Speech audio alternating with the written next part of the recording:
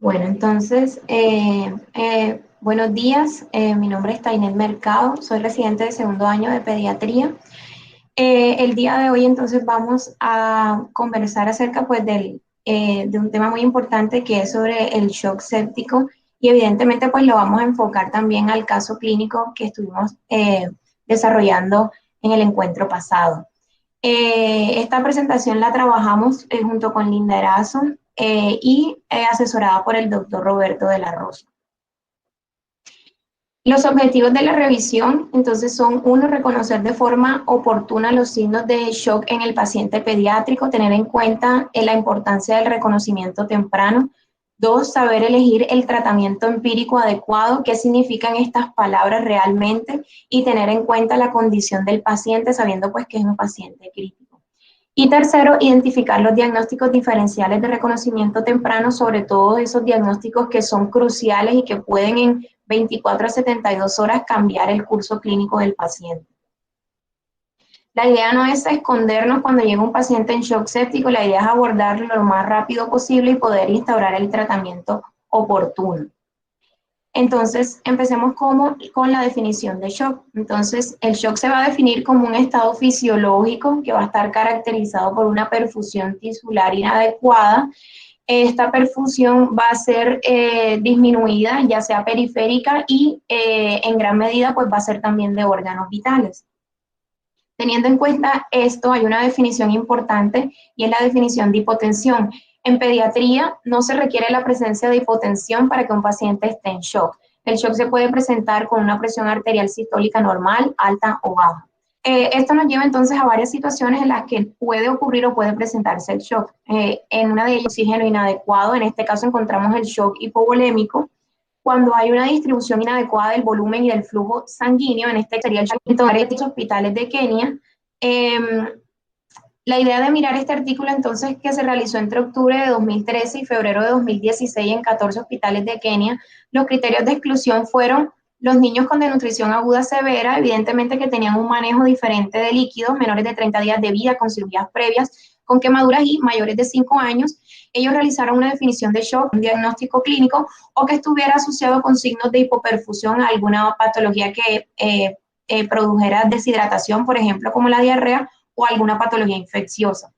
Definieron como shock hipovolémico y shock no hipovolémico otro tipo de shock diferente a este, teniendo en cuenta que el hipovolémico es el más frecuente en pediatría, y tomaron 74.402 niños que en total, pues con los criterios de exclusión fueron 42.937. La prevalencia que encontró por ciento, o sea, solo 622 se le hizo el diagnóstico clínico. Y con un uso global de bolos de 0.9%, o sea, un poquito más de la mitad de estos pacientes.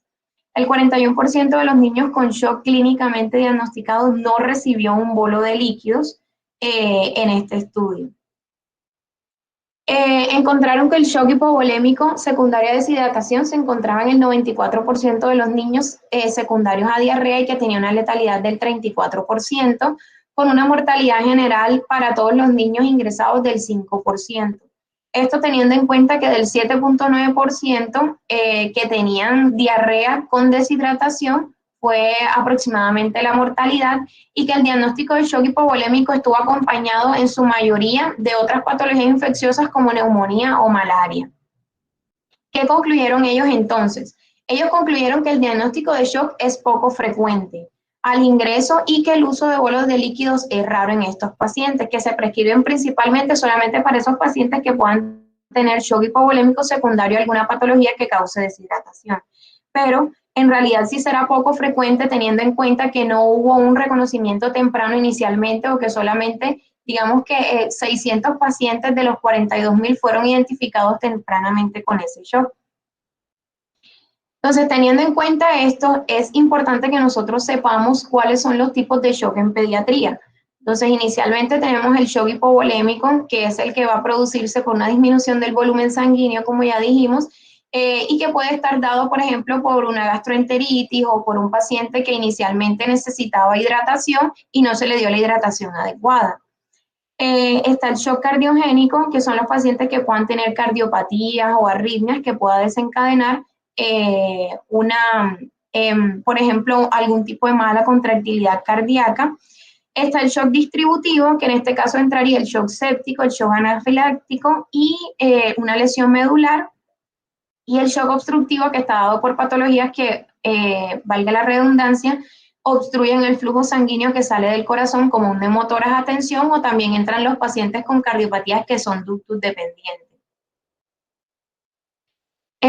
Para tener en cuenta esto, vamos a hablar ahora un poquito de las generalidades, un poquito de la fisiopatología del shock, recordando que el oxígeno, como uno de los componentes importantes para que se debe transportar a los tejidos del cuerpo, los tejidos van a utilizar este oxígeno mediante el metabolismo aeróbico para poder producir energía. Teniendo en cuenta esto, si hay una demanda aumentada de oxígeno, es decir, que los tejidos necesiten mayor cantidad de este, o haya una disminución en su concentración, ¿sí? Hay una disminución en su concentración a nivel sanguíneo, entonces inmediatamente las células van a pasar a tener un metabolismo anaerobio. En el momento en que pasa a tener un metabolismo anaerobio, la cantidad de ATP que se produce va a ser menor y evidentemente si la célula produce menos energía va a tener una función celular limitada. Esta función celular solamente se va a mantener hasta un punto en el que se empiece acumulación de ácido láctico y empiece a haber un fallo multiorgánico. Teniendo en cuenta esto, pues vamos a tener diversos factores que van a influir en el suministro de oxígeno, es decir, factores que se van a ir modificando de acuerdo a la fisiopatología del shock. Uno de los factores principales es el gasto cardíaco, pues evidentemente que es el volumen que el corazón eyecta en un minuto y que va a estar o va a ser modificado por diferentes características. Dos de estas características van a ser, uno, el volumen sistólico y dos, la frecuencia cardíaca. Teniendo en cuenta esto, si el volumen sistólico aumenta o la frecuencia cardíaca aumenta o las dos aumenta, eso va a modificar directamente al gasto cardíaco. Pero hay características que van a modificar estas dos que se encuentran en el cuadro, que son la precarga, la contractilidad y la poscarga. La precarga, que va a ser la cantidad de volumen sanguíneo que se encuentra en el corazón antes de la sístole, la contractilidad, que va a ser la intensidad con la que se contrae el corazón, y la poscarga, que va a ser la resistencia que tiene que vencer el corazón para poder eyectar un volumen sanguíneo. Estas tres características van a afectar indirectamente al gasto cardíaco, por eso hay que tenerlas en cuenta. Entonces, en el momento en que yo tengo un gasto cardíaco normal y un contenido de oxígeno normal, voy a poder suministrar el oxígeno adecuado a mis tejidos, teniendo en cuenta pues que la administración de oxígeno va a depender del suficiente de oxígeno contenido en sangre, el flujo sanguíneo adecuado a los tejidos y que haya una distribución apropiada. Entonces, ¿por qué hablamos de todo esto? Hay un dato importante y es que el gasto cardíaco en los lactantes va a ser reducido. Es decir, que va a tener una capacidad limitada para aumentarlo. Siendo así, el gasto cardíaco en lactantes y evidentemente en la edad pediátrica va a estar determinado por la frecuencia cardíaca únicamente. Inicialmente, perdón. Teniendo en cuenta esto, va a ser importante que nosotros identifiquemos al paciente que se encuentre con una sospecha de infección y que tenga de pronto, no tenga asociado una frecuencia cardíaca, ya sea de pronto a dolor o a fiebre. Hay que tenerlo muy en cuenta porque es un paciente que evidentemente va a iniciar mecanismos compensatorios para el shock. Entonces, la idea no es alarmarnos, la idea es saber reconocer los mecanismos compensatorios para poder tener un diagnóstico oportuno. El shock distributivo, que es, digamos, el shock del que vamos a hablar un poquito más el día de hoy, va a tener unas características fisiopatológicas importantes. Dentro de estas, uno, la principal y la más frecuente va a ser la disminución de la resistencia vascular sistémica. Lo que se produce es una vasodilatación, sobre todo periférica, lo que hace que haya una distribución inadecuada del flujo y del volumen sanguíneo. Esto hace que el flujo sanguíneo no llegue adecuadamente a los tejidos y evidentemente también puede haber, aquí dice, aumento de la permeabilidad capilar. Siendo así, una vez se producen estos cambios fisiopatológicos y teniendo en cuenta los mecanismos compensatorios, que ya lo vamos a mencionar, el gasto cardíaco puede estar o aumentado, puede estar normal o puede estar disminuido. Aquí vemos entonces, teniendo en cuenta la vasodilatación que se produce en el shock distributivo, sí hay varias condiciones que van a cambiar. Si el volumen sanguíneo acá se encuentra aumentado, la precarga evidentemente o el volumen que retorna al corazón va a ser más disminuido y el volumen que sale también, evidentemente. Entonces, vamos a saber ahora qué ocurre en la sepsis. Primero, normalmente lo que ocurre en un paciente que está estable es que el volumen total sanguíneo se encuentra a nivel periférico. Aproximadamente todo este volumen se encuentra a nivel periférico. Si en la sepsis, durante la sepsis, se produce una venodilatación, este volumen evidentemente puede estar normal o puede estar aumentado. Está aumentado a nivel periférico, la precarga evidentemente va a estar inadecuada o va a ser disminuida, lo que va a hacer que el corazón empiece a tener una disminución indirectamente, como ya dijimos, del gasto cardíaco, porque va a haber una mala distribución del flujo sanguíneo y eso es lo que nos va a llevar pues, a la hipoxia tisular. ¿Qué es lo que pasa entonces en el paciente pediátrico? Vamos a tener diferentes mecanismos compensatorios a medida que se va produciendo el shock. Como ya mencionamos, el primero y el más importante de ellos va a ser la taquicardia.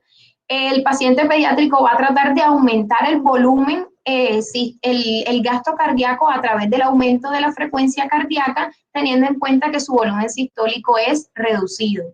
Asimismo, también va a ser un mecanismo compensatorio el aumento de la resistencia vascular sistémica y siendo este el mecanismo más efectivo para mantener la presión arterial. Teniendo en cuenta la fisiopatología del shock, si el paciente presenta inicialmente un aumento de la una disminución de la resistencia vascular sistémica, puede que la presión arterial inicialmente en el shock pueda estar disminuida, pero esto no ocurre en todos los casos. En el caso del shock, cuando la resistencia vascular va a estar disminuida, está el mecanismo compensatorio de la taquicardia, que es el que lo ayuda también a mantener una presión arterial normal durante los primeros momentos del shock.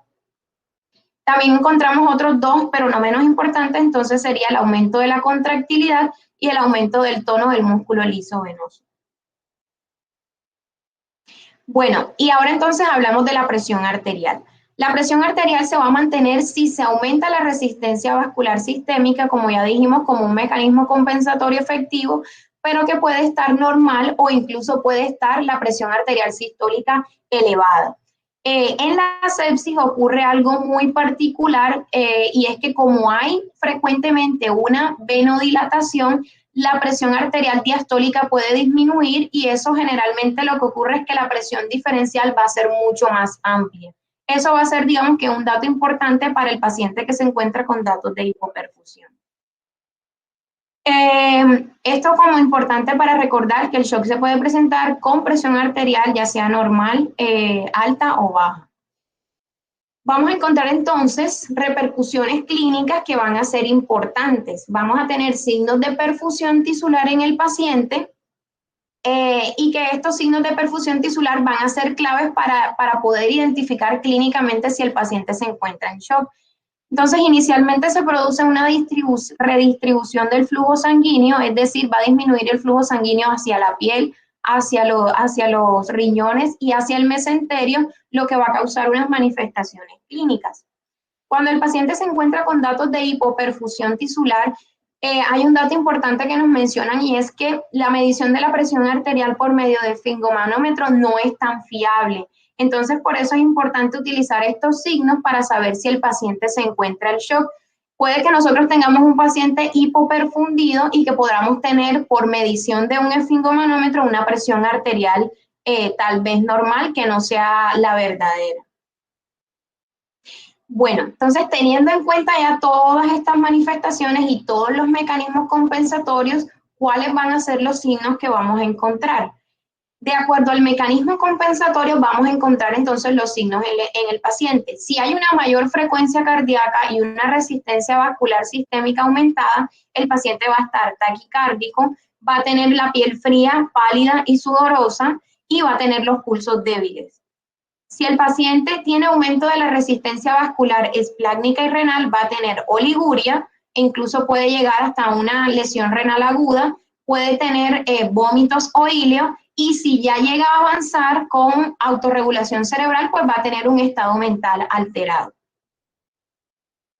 Entonces, aquí va una pregunta importante. ¿Cómo saben ustedes si un paciente de 1 a 10 años está hipotenso? O sea, para saberlo rápidamente.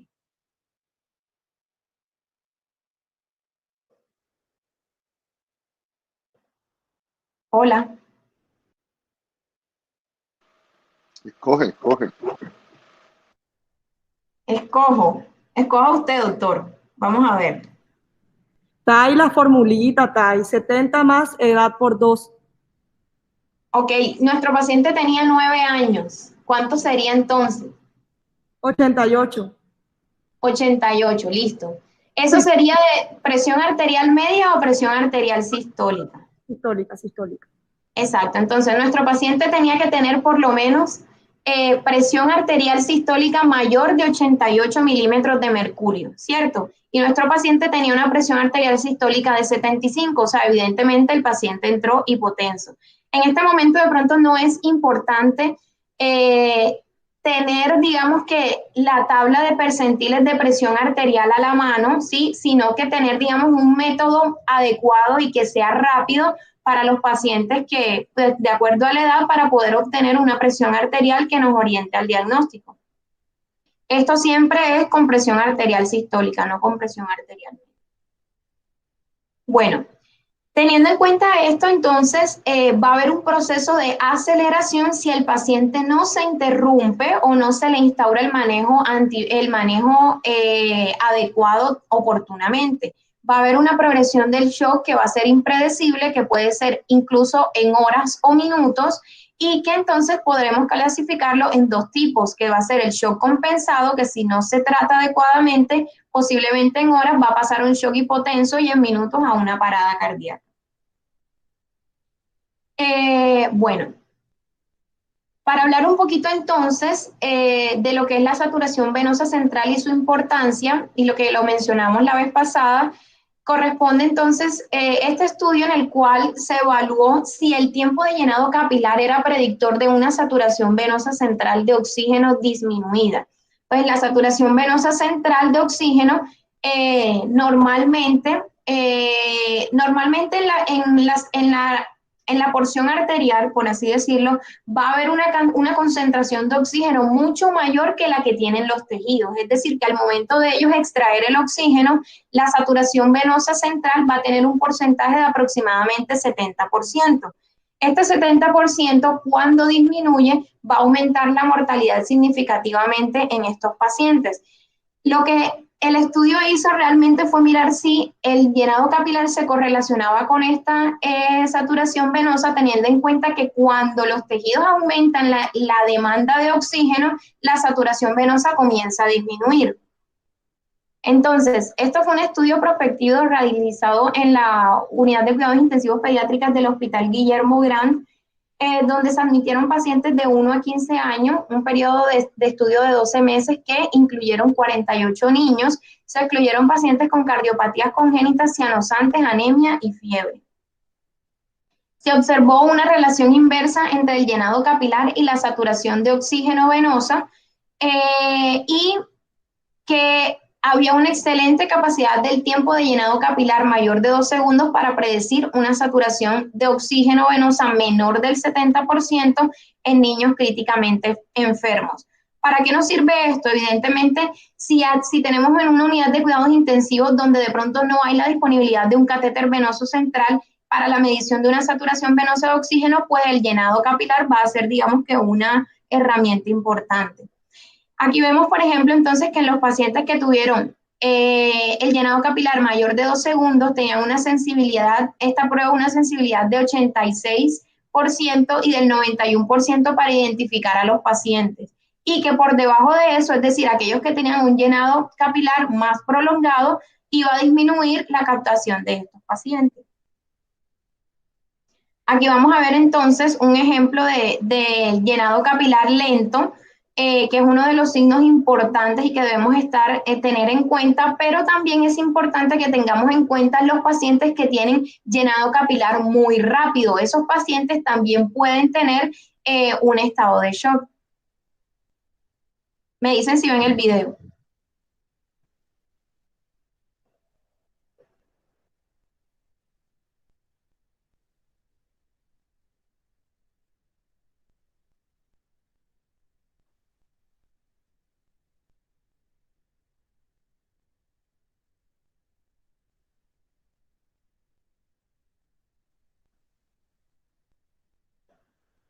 Bueno, espero que ahora todo vaya quedando mucho más claro, porque ahora vamos a hablar entonces un poquito de acerca de ya datos puntuales de lo que es el shock séptico. Entonces, el shock séptico viene siendo la forma más común de shock distributivo que va a estar causado por organismos infecciosos o subproductos de estos. Subproductos pueden ser endotoxinas o lipopolisacáridos, dependiendo de cuál sea el microorganismo. Se va a producir, como ya dijimos, una dilatación de los vasos sanguíneos pequeños y la salida de líquido a los tejidos, lo que va a causar una mala distribución de este. Por eso debemos reconocerlo, evaluarlo y tratarlo de forma oportuna, teniendo en cuenta que eso va a aumentar la supervivencia y va a disminuir la mortalidad de los pacientes.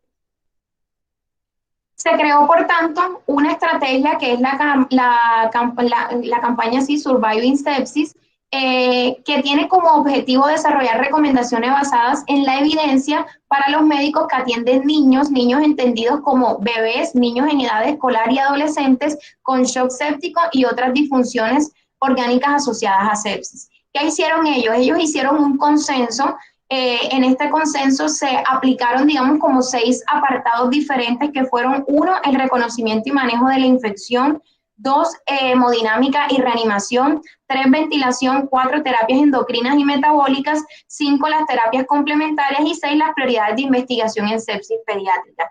Ellos lo que hicieron fue una pregunta pico por cada uno de estos apartados y arrojaron recomendaciones, ya sean fuertes o débiles, de acuerdo al nivel de evidencia. Entonces recomendaban un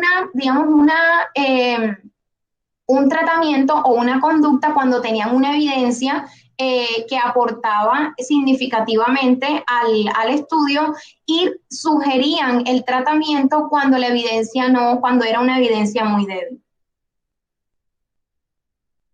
Entonces, teniendo en cuenta esto, la sepsis va siendo una de las principales causas de morbilidad y mortalidad, como ya dijimos, que tiene, digamos, un costo importante también a nivel de los servicios de salud, y que se aproxima generalmente a 1.2 millones de casos de sepsis infantil por año.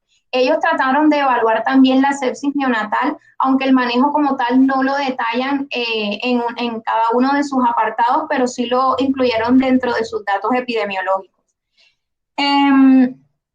Además de eso, la mortalidad de los niños en unidad de cuidados intensivos pediátricos en países de altos ingresos fue de aproximadamente del 4 al 50%, o sea, muy variable porque dependía de la gravedad, los factores de riesgo y la ubicación geográfica, y que la identificación y la reanimación temprana iban a ser críticas para poder optimizar los resultados de estos pacientes. La mayoría de los niños que mueren por sepsis mueren porque sufren shock refractario, porque no tienen una adecuada terapia hídrica y porque pueden estar asociados en gran medida dentro de las 48 a 72 horas próximas a disfunción orgánica múltiple.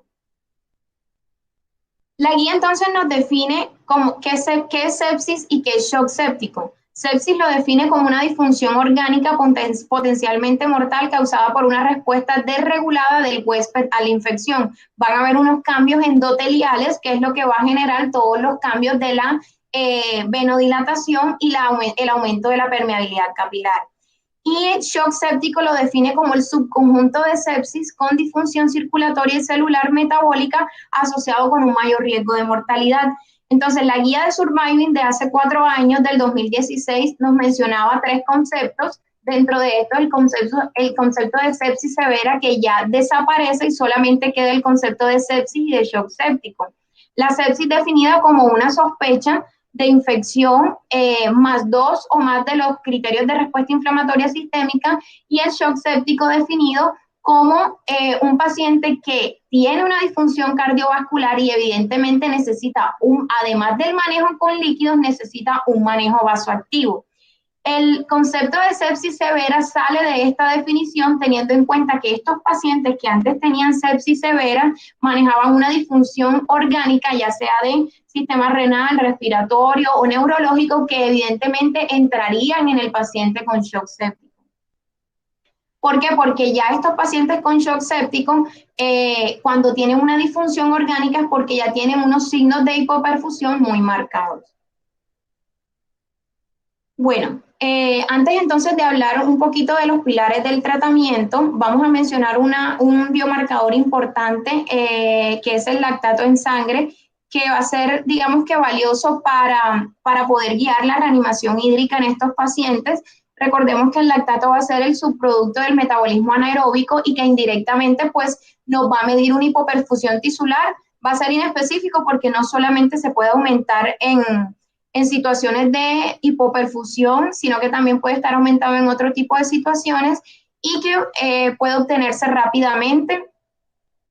Vamos a encontrar que los niveles de lactato en sangre se han relacionado con resultados adversos en el shock séptico, sobre todo en los pacientes adultos que se encuentra el lactato por encima de 4 milimoles por litro. Entre 3.5 y 4 milimoles se asocian a mortalidad en ellos, pero no hay, digamos, un umbral óptimo para definir hiperlactatemia, es decir, se utiliza por lo general un valor de 2 milimoles por litro, pero eso no quiere decir que ese sea un valor definitivo. Nosotros podemos tener pacientes, por ejemplo, que tengan un lactato de 1.4 y que a las 2 horas tengan un lactato de 1.9 y es un paciente que evidentemente puede tener un estado de hipoperfusión. Entonces, teniendo en cuenta eso, hay que estar muy pendientes, sobre todo con la normalización del lactato dentro de las 2 a 4 horas de la presentación, porque se asocia al riesgo de disfunción orgánica persistente. En este artículo de revisión, entonces, vemos que nos mencionan las causas de acidosis láctica, la tipo A, que es la más frecuente, que es la causada por el metabolismo anaerobio, que ya la mencionamos, la tipo B, que es causada por el metabolismo aerobio, donde se encuentran la disfunción mitocondrial o los pacientes que entran en shock mitocondrial, alteración de la piruvato deshidrogenasa, por ejemplo, otro tipo de causa que puede ser la depuración disminuida, o sea, que no se elimina adecuadamente el lactato, por una disfunción hepática o una disminución de la depuración renal, y otras, por ejemplo, como el síndrome de intestino corto. Bueno, entonces esta gráfica es para mirar varios puntos importantes. Uno, el lactato nos sirve como una guía terapéutica y dos, como un predictor de riesgo. Como una guía terapéutica, ¿para qué? Para guiar la reanimación hídrica. Evidentemente, si yo tengo un paciente que yo le tomo una prueba inicial de lactato con digamos, un resultado de 2 milimoles por litro y yo inicio la reanimación hídrica, yo a ese paciente tengo que hacerle un seguimiento seriado del lactato sérico. Ese seguimiento seriado va a estar en relación a la depuración del mismo. Es decir, si se está haciendo una adecuada hidratación del paciente y hay una adecuada depuración del lactato, su eliminación debe ser óptima y debe disminuir de acuerdo a la reanimación hídrica. Es por eso que se recomienda tener, digamos, una medición seriada de este. Y miren que aquí incluso se ha relacionado, cuando hay una depuración del más del 10%, en 6 horas se asocia a una menor mortalidad, una depuración de más del 20% en 2 horas, una menor estancia en UCI, y una depuración de más del 10% en 2 horas. Eso nos ayuda para una guía terapéutica en shock séptico. Generalmente digamos que las mediciones seriadas pueden ser cada 2 a 4 horas, que es lo que nos va a ir guiando la reanimación. Bueno, entonces ahí fue por eso que yo le decía durante el caso clínico que Dios existía, porque gracias a Dios, aunque no sé las horas exactas en que le tomaban los lactatos al paciente, el niño siempre iba disminuyendo su lactato a pesar de que estábamos haciendo las cosas mal en ese momento. Pero no se lleven un balón, o sea, en su cabeza de aquí quiero que salgan con que no es un solo valor único de lactato el que nos marca cómo va el paciente, sino que tienen que ser mediciones séricas y mirar la tasa de depuración del lactato eh, como predictor y como respuesta al tratamiento. ¿Listo? Bueno, esto es un poquito más de lo mismo que ya dijimos, que tiene limitaciones, tiene valor como marcador de hipoxemia, es inespecífico, hay que pensar en otras patologías y que mayor a 4 milimoles por litro en adultos se asocia a mortalidad. Entonces ya vamos entendiendo un poquito más, vamos ahora a hablar un poquito de lo que son los pilares del tratamiento, pero antes, digamos, de entrar en directo en el tratamiento, es importante que nosotros conozcamos las escalas de, digamos, validadas que hay en pediatría para poder evaluar la disfunción orgánica múltiple en estos pacientes. Entonces, en este estudio se evaluó la adaptación y la validación de la escala de PES-SOFA en los pacientes pediátricos comparada con otras escalas de evaluación crítica. Lo que querían era ver qué puntaje se asociaba a estos pacientes y a la mortalidad que tenían en la unidad de cuidados intensivos. Este fue un estudio de cohorte observacional retrospectivo, incluyó a todos los niños, definieron niños críticamente enfermos como aquellos menores de 21 años o menos, ingresados en la unidad de cuidados intensivos pediátricos terciarios multidisciplinarios de 20 camas del 1 de enero de 2009 al 1 de agosto de 2016. ¿Qué hicieron ellos? Ellos tomaron el puntaje de SOFA general que se aplicaba en adultos y con algunas consideraciones de puntos de cortes ajustados para la edad, lo ajustaron a la edad pediátrica. Y ahorita entonces lo vamos a ver. El resultado primario que ellos querían buscar era qué puntaje de esa escala se asociaba a mortalidad.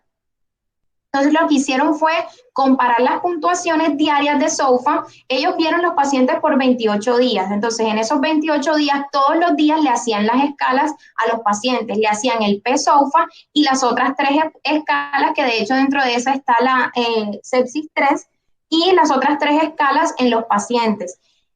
Eso lo hacían hasta que llegara el día 28 o hasta que el paciente egresara de la unidad o en caso de que muriera. ¿Cómo hicieron entonces para adaptar estos criterios? Encontraron entonces criterios respiratorios dados por la PAFI y por la saturación y la FiO2, la coagulación o el perfil de coagulación dado por el nivel de plaquetas, hepáticos por el nivel de bilirrubinas, cardiovascular midieron la presión arterial media teniendo en cuenta evidentemente la edad en meses. De la parte neurológica evaluaron con la escala de Glasgow teniendo en cuenta la edad del paciente, si era lactante, preescolar o era escolar y adolescente.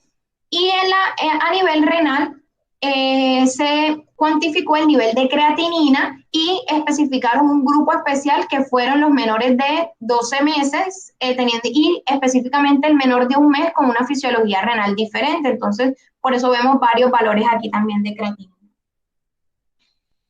Los resultados entonces que ellos vieron inicialmente, pues tomaron 6.303 pacientes, la edad media fue de 69 meses, la mortalidad hospitalaria fue del 2.6%, de estos pacientes 14.1 tuvieron sepsis con una mortalidad importante de 12.1% y el 4% con shock séptico con una mortalidad del 32.3%. ¿Qué miraron entonces? ¿Qué resultados obtuvieron? Ellos miraron que el valor óptimo del corte de PES-SOFA para discriminar la mortalidad fue una puntuación superior a 8 puntos, que no fue, digamos, que se mantuvo estable en ambos sexos y en todas las características sociodemográficas de la población, pero que evidentemente el paciente al tener un puntaje de 8 iba a aumentar significativamente la mortalidad. Bueno, ahora entonces para hablar un poquito acerca del reconocimiento de los pilares importantes que van a ser, uno, el reconocimiento del shock, que ya lo mencionamos en gran medida, acceso vascular y reanimación rápida con líquidos, que es un punto importante y un punto, digamos, que nos faltó un poquito en el paciente, en nuestro paciente del caso clínico, que no recibió inicialmente una terapia de reanimación hídrica adecuada, la terapia antimicrobiana empírica y el inicio de agentes vasoactivos. Entonces, antes de hablar como tal del tratamiento, vamos a hablar un poquito, no vamos a mencionar la terapia hídrica específicamente. Nosotros ya sabemos que si un paciente que recibe terapia hídrica de más de 40 cc por kilo y el paciente no responde, es un paciente que tiene un shock refractario, ¿sí?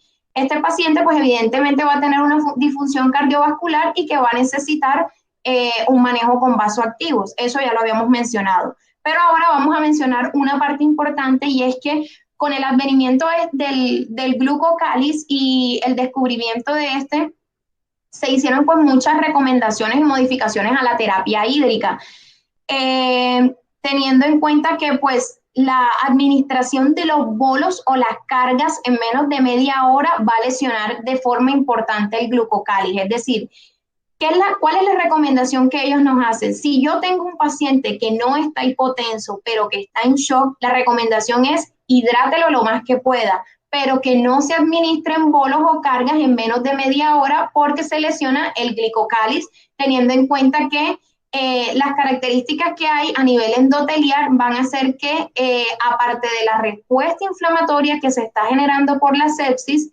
se genere también aumento más de la permeabilidad capilar, lo cual el paciente pues no va a tener una reanimación hídrica adecuada. Es diferente al paciente que está hipotenso. El paciente que está hipotenso necesita las cargas mucho más rápido que ese paciente que se encuentra en un shock compensado. La reanimación eficaz con líquidos, pues el objetivo final va a ser la corrección de la hipovolemia. Hay que vigilar, esto es muy importante, vigilar los signos de sobrecarga de volumen. Y de hecho la guía de Surviving nos menciona esto como uno de los pilares importantes en la reanimación hídrica. Un paciente que le estamos realizando reanimación hídrica, pero es un paciente que tiene sobrecarga de volumen, es un paciente que aumenta la mortalidad. Y sobre todo en aquellos pacientes que hacen edema pulmonar y que pueden hacer incluso derrame pleural.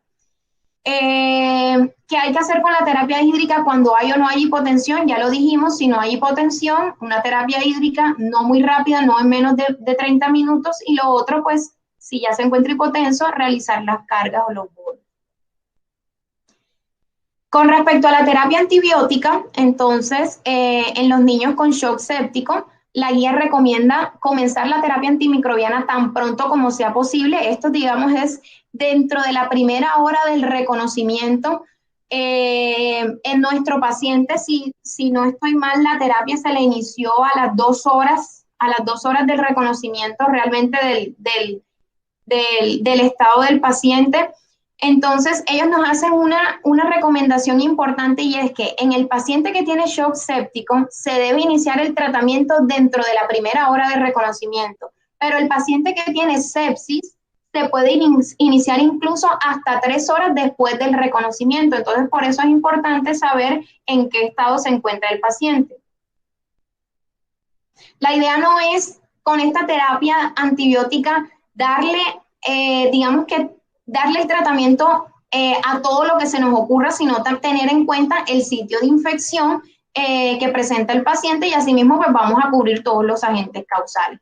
Entonces, uno que tiene que hacer una terapia empírica de amplio espectro con uno o más antimicrobianos para cubrir los patógenos posibles o lo más probables asociados a la infección.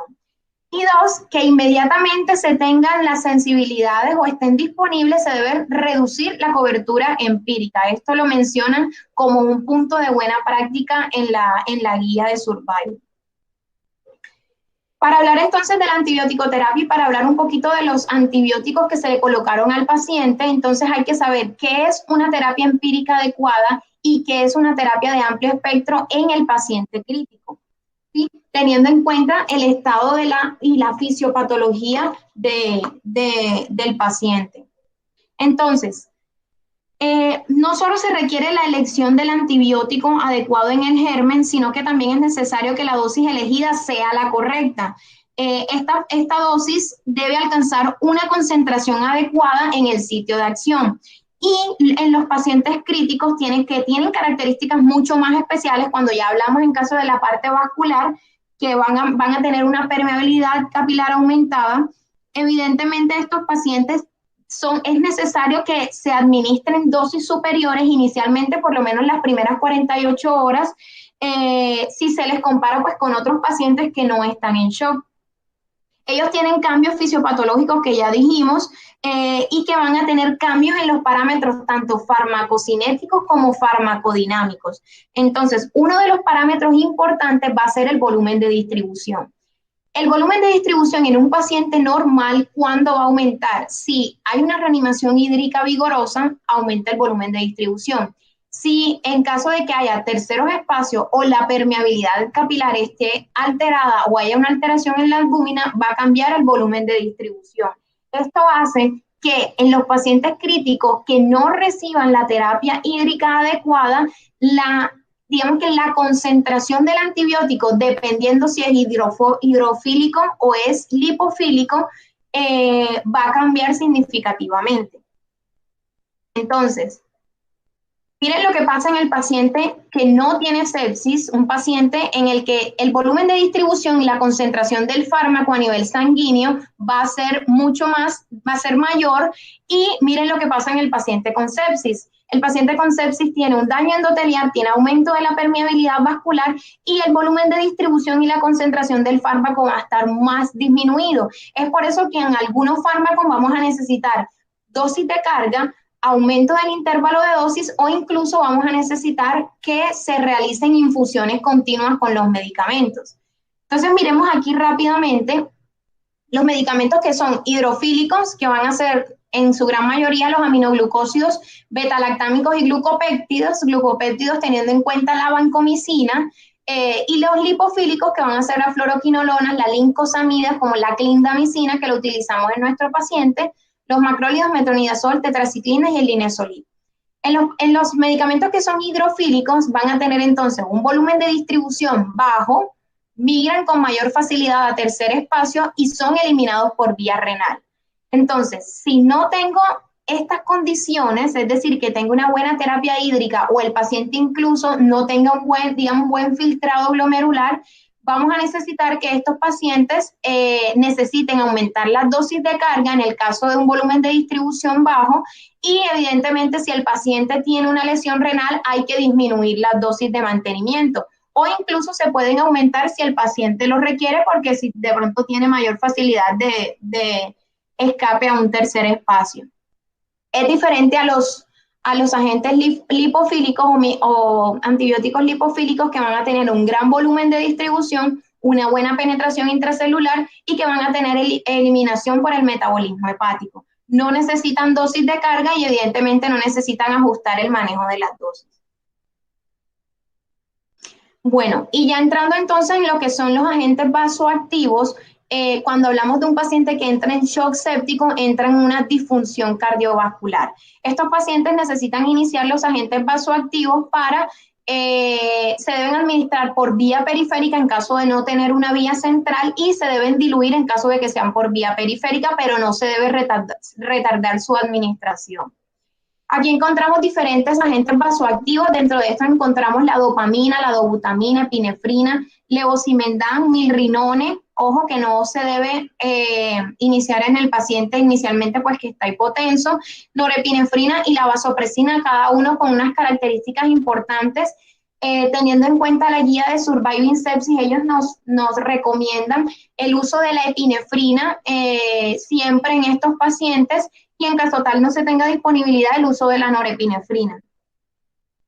Existen estudios que pues avalan totalmente el uso de la epinefrina y la norepinefrina. No hay estudios que comparen epinefrina y norepinefrina conjunta, pero sí hay estudios que la comparan con dopamina. Dentro de esto encontramos este estudio de New England donde la dopamina se asoció con un aumento en la mortalidad y sobre todo de arritmia en adultos. Y en el paciente pediátrico se vio aumentada la mortalidad con dopamina en un 20% y en la epinefrina en un 7%. En este estudio donde se hizo también digamos un ensayo clínico, la epinefrina tuvo mejor resolución y más rápida del shock y menor disfunción orgánica con respecto a la dopamina. Entonces, por eso, digamos que esas son las razones importantes por las cuales se prefiere la epinefrina. Con respecto a esto, ojo, no quiere decir que de pronto el agente vasoactivo que se utilizó inicialmente, que fue la norepinefrina, estuvo mal, sino que se prefiere, digamos, utilizar la adrenalina en estos casos. Con respecto a la monitorización entonces de estos pacientes, vamos a tener diferentes parámetros hemodinámicos que van a ser claves para la monitorización de estos pacientes en la unidad de cuidados intensivos, y uno va a ser el electrocardiograma, la medición de la presión venosa central, que ya sabemos pues sí, y la saturación venosa central, que pues en ocasiones puede que no contemos con los dispositivos, pero que se pueden, digamos, extrapolar con otros signos clínicos, la presión arterial del paciente y sobre todo el monitoreo con una línea arterial, la frecuencia cardíaca y el pulso. Entonces aquí vamos a observar, esta sería la monitorización de un paciente en el cual utilizamos una línea arterial y que digamos que los trazados de estas líneas arteriales van a ser congruentes con la hemodinamia del paciente. Entonces hay que saber identificar entre un paciente que tiene una correcta onda de flujo arterial a pacientes de pronto que ya presenten disfunción orgánica, ya sea disfunción ventricular izquierda, derecha. Es como si tuviéramos un electrocardiograma, pero mediante digamos, en este caso sería por ondas. Exacto. Entonces, esta parte también es importante. Esta parte también nos va a ayudar a clasificar el shock dependiendo de la característica que queramos evaluar. Nosotros podemos monitorizar la precarga, podemos monitorizar la poscarga y podemos monitorizar la contractilidad. Y esto también nos va a identificar, digamos que de acuerdo a ellos, el tipo de shock que tiene el paciente. Bueno, y entonces ya ahora para terminar vamos a mencionar brevemente las características que tiene un shock tóxico y qué fue lo que pasó en nuestro paciente. Pues nuestro paciente evidentemente tenía una enfermedad, el paciente el shock tóxico es una enfermedad clínica que está caracterizada por la aparición rápida de fiebre, una erupción cutánea que no sabíamos si realmente o no la tenía el paciente, y que pueden haber diferentes tipos de erupción cutánea, un paciente que está hipotenso y que tiene afección multiorgánica. De acuerdo a la epidemiología, entonces se describió inicialmente en 1978 este tipo de shock, donde la incidencia aumentó luego en 1980, donde encontraron más de 8.000 casos relacionados con la menstruación. Al parecer habían casos en los que las mujeres utilizaban los dispositivos o tampones, y con esto se asociaban, digamos, que a dolores abdominales y dolores pélvicos que eran en relación a una sintomatología, hacían relación a una sintomatología de shock tóxico. Sin embargo, años después se empezó a identificar en casos en los que no era relacionado con la menstruación y que podría ser en relación a infección de heridas quirúrgicas, posparto, mastitis, sinusitis y quemaduras con lesiones cutáneas leves. Dentro de la microbiología y patología, entonces la mayoría de los casos del shock tóxico van a estar en relación al Staphylococcus aureus meticilino sensible, y que evidentemente se ha aumentado la tasa por infección a meticilino resistente. Estos organismos, sobre todo el estafilococo sensible, va a estar en relación a la producción de toxinas, sobre todo la toxina 1, que va a ser la del shock tóxico, y que va a estar en relación al papel de los superantígenos, es decir, ellos van a hacer una respuesta inmunológica aumentada. O sea, lo que hacen es que producen masivamente citoquinas y van a interactuar directamente con la porción del antígeno de histocompatibilidad 2, que es el MHC clase 2. Ellos lo que hacen es que generan una respuesta inmune tan elevada, donde se eleva interleuquina 1, interleuquina 2, factor de necrosis tumoral alfa y beta e interferón gamma, lo que hace que, como algunos de ellos son pirógenos endógenos, de unos picos de fiebre muy elevados, y evidentemente esto va a aumentar la respuesta inflamatoria y es lo que va a causar daño a nivel multiorgánico. Estos van a ser los criterios clínicos para el síndrome de shock tóxico por estafilococo, porque puede haber también un shock tóxico por estreptococo. Entonces vamos a tener la fiebre, que es la temperatura mayor o igual a 38.9, la erupción cutánea, que puede ser una eritrodermia macular difusa, y ahora vamos a ver ahorita las imágenes, una descamación que puede ser de 1 a 2 semanas después del inicio de la erupción, los pacientes pueden tener hipotensión y la participación multisistémica. Gastrointestinal pueden tener vómitos o diarrea, muscular. Aquí en nuestros pacientes hubiese sido ideal de pronto en el caso de que se hubiese pensado en el shock tóxico, pedir una creatinfosfoquinasa para poder evaluar digamos, el dolor muscular y la rhabdomiólisis que se produciría en ese momento. En las membranas mucosas vamos a tener hiperemia vaginal o puede ser también orofaringia. A nivel renal vamos a tener lesión renal. Miramos que nuestra paciente también tenía aumento de las transaminasas 2 veces por el límite superior de lo normal. Estaba trombocitopénico y evidentemente cuando se reconoció cuando se inició el reconocimiento del shock, él ya tenía pues las alteraciones del estado de conciencia. Los otros criterios son los datos de laboratorio, que tuviera cultivos para los patógenos, el Staphylococcus aureus y las pruebas serológicas negativas para otros tipos de enfermedades que pudieran causar las manifestaciones. Se considera un caso probable cuando es un caso que cumple con los criterios de laboratorio y 4 de los 5 criterios clínicos, o un caso confirmado cuando cumple con los criterios de laboratorio y 5 de los criterios clínicos. Entonces, ahí vemos que nuestro paciente, pues, evidentemente era un caso confirmado y que, pues, siempre tener en cuenta, como ya dijimos, uno de los objetivos era tener en cuenta otros diagnósticos diferenciales. Estos son los tipos de lesiones que podemos encontrar. Esta es una erupción maculopapular eritematosa, si ves como si fuera parecida a la del dengue. Y este es un eritema macular también. Digamos que es más puntiagudo en relación a este. Esta es la descamación que se pueden encontrar 1 o 2 semanas después, como si fuera, por ejemplo, un síndrome de piel escaldada por las toxinas que produce el estafilococo. El tratamiento pues va a ser el debridamiento o va a ser el control del fuente de la infección, y el tratamiento empírico que se recomienda es vancomicina más clindamicina o uno de los siguientes antibióticos como cefepime o algún tipo de carbapenémico de acuerdo al agente causal. Teniendo en cuenta esto, si ya encontramos que la sensibilidad del estafilococo, pues evidentemente tiene test de cefoxitina negativo, entonces el tratamiento va a cambiar diferente, va a ser oxacilina o nafcilina más clindamicina, y si es resistente, pues evidentemente vancomicina y clindamicina.